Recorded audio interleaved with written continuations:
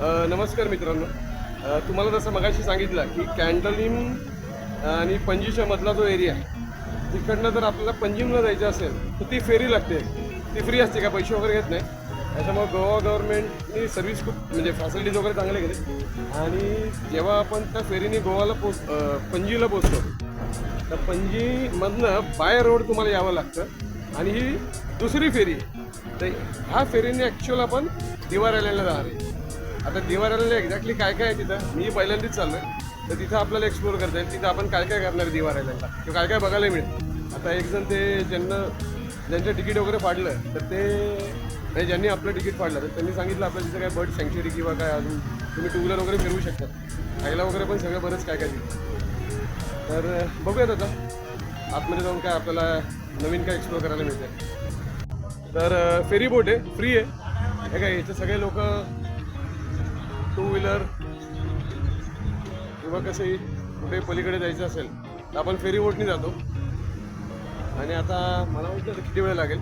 तिथे गेल्यानंतर दिवार आयलंडला आपण पोचणार आहे. तिथे पोचल्यानंतर मग बाकीचे काय ॲक्टिव्हिटीज असतील किंवा तिथे काय असेल काय एक्सप्लोअर करता येईल.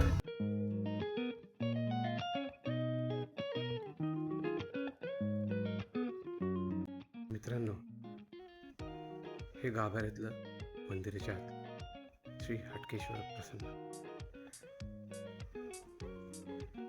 खूप शांतता, पॉझिटिव्ह एनर्जी, निसर्गरम्य वातावरणात शंभू महादेवाचं मंदिर आहे. जनरली महादेवाचे मंदिरं पाण्याच्या जवळ असतात किंवा डोंगरावर असतात. ओम नमः शिवाय. दिवार आयलंडमधला चर्चचा परिसर आहे. खूप सुंदर आहे चर्च, खूप सुंदर आहे, मस्त आहे. म्हणजे प्रॉपर असं व्हाईट आणि मेडिटेरियन ब्ल्यू त्याच्यामध्ये केलेलं आहे. आणि लुईस जे आहेत त्यांनी आत्ता आपल्याला सांगितलं की खाली मंदिर पण आहे, तर आपण तिथेही जाऊयात. कुठल्या देवाचं हे माहीत नाही आहे, जाऊयात आपण आता. चर्च आय थिंक ते म्हणलं की सकाळी 7 ते 8 ओपन होतं. तर मित्रांनो, आत्ता तुम्हाला थोड्या वेळापूर्वी चर्च दाखवलं. तुम्हाला मी आत्ता इकडचं शक्तिविनायक देवस्थान दाखवतोय. खूप छान आहे, खूप मस्त वातावरण आहे, पीस वाटतं, पीस. मला तर इकडनं निघावंसं वाटत. गणपतीचं मंदिर आहे, एकदम शक्तिपीठ वाटतं, एकदम भारी, मस्त वाटतं. खूप सुंदर आहे मूर्ती. ॲक्च्युली मी गुरुजींकडनं परमिशन घेतली म्हणूनच मी व्हिडिओ काढतो. हे शक्तिविनायक मंदिर दिवार आयलंडचे खूप छान मूर्ती आहे. आणि मी इथे एक थोड्या वेळा बसतो, आता 5-10 मिनटं तरी बसतो आणि मग मी निघतो. तर मित्रांनो, तुम्ही दिवार आयलंडला आलात तर महाराजांचं दर्शन घ्यायला प्लीज विसरू नका. आपले महाराज आयटीत बसलेत. छत्रपती शिवाजी महाराज की जय. आपल्या भारताचे नेव्हीचे निर्माते म्हणजेच छत्रपती शिवाजी महाराज. खूप मस्त आहे मूर्ती. जय शिवराय. नमस्कार मित्रांनो, जसं तुम्हाला आधी सांगितलं होतं की कॅन्डलिमवरनं जेव्हा आपल्याला न्यू पणजीमला जायचं असेल तर एक फेरी लागते. न्यू पणजीमवरनं दिवार आयलंडला जायचं असेल तर दुसरी फेरी लागते. आत्ता आपण तिसऱ्या फेरीने चाललो आहे. दिवार आयलंड नंतर दिवार आयलंड टू ओल्ड पणजीला. मग तिथे काय मला वाटतं ओल्ड पणजीला काय चर्चेस किंवा काय एक्झॅक्टली काय तिथं आपल्याला एक्सप्लोर करायचं, टेम्पल्स असतील किंवा बाकीच्या काही गोष्टी असतील. पोर्तुगीज फाउंटेनस 31 ते फेमस आहे. म्हणजे पोर्तुगल आर्किटेक्चर जे आहे ते फेमस आहे. मग असं काय मला वाटतं 110 काय 150 वर्षापूर्वीचं काही कॉफी हाऊस आहे ते आपल्याला बघता येईल. तर मी तुम्हाला तिथे गेल्यानंतर बाकीच्या गोष्टी समजून सांगतो. मित्रांनो, दिवार आयलंड टू ओल्ड पणजीला चाललो आहे तिसऱ्या फेरीत. ते पायरेट्स ऑफ कॅरिबियन नाही का पिक्चर, त्याच्यासारखं काहीतरी असं वाटतंय. जॅक स्पॅरो टाईप दुसऱ्या आयलंडवर जाऊन काय अटॅक करतो आहे आपण. खूप छान एक्सपिरियन्स मिळाला फेरीवर. हा आपला ओल्ड पणजीचा एंट्रन्स आहे. खूप मस्त एंट्रन्स आहे. कमान पण खूप छान आणि सुरेख केली. आता बघूयात काय काय बघायला मिळतं आपल्याला. तर इथे गांधी सर्कल आहे, सेंट कॅटजन व्हाईसरॉयस आर्क.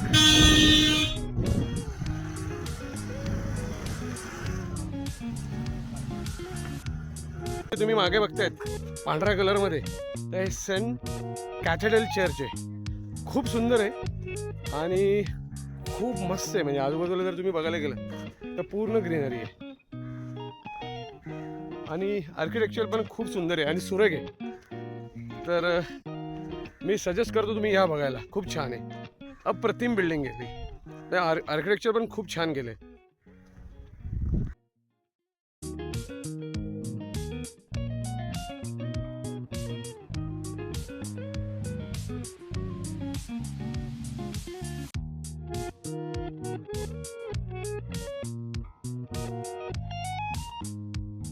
बॉम जीजस नावाचं फेमस चर्च आहे, ते तुम्हाला मी दाखवतो. म्हणजे हा जो सेक्शन आहे, मगाशी तुम्हाला कॅथेड्रल चर्च दाखवला, हे आता बॉम चर्च आहे.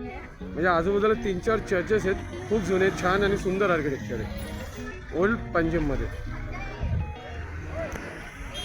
आत्ता ॲक्च्युली आपण ओल्ड पणजीला आहे.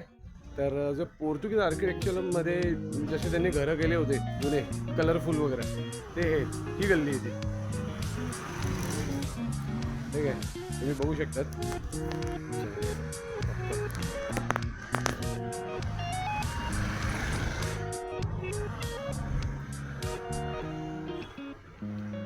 बघूयात, मला ॲक्च्युली ते एक 150 वर्षापूर्वीचा कॅफे आहे का 110 वर्षाचं, मला एक्झॅक्टली माहीत नाही आहे. तर तिथेही मला जायचं आहे. बघूयात तिथं काय मिळतं आहे स्पेशल.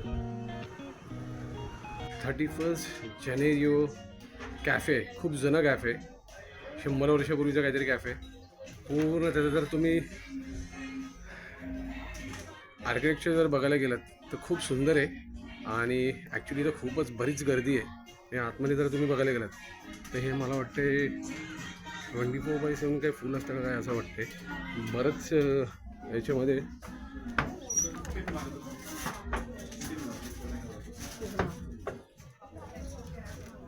गर्दी वगैरे बरीच होते इथे.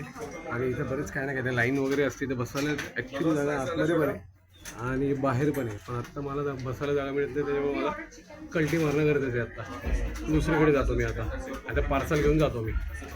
ओल्ड पणजीमध्ये फाउंटेनस 31 नावाची गल्ली आहे. तर तिथं पोर्तुगीज आर्किटेक्चर जे आहे जुनं, तर त्याच प्रकारे हे सगळे घरं गेलेले आहेत.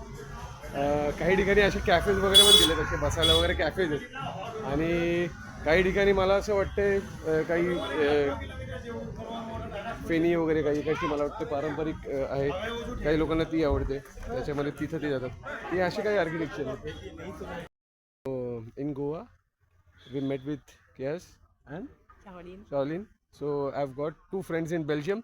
So they will say only, I think, 2 to 3 words for India.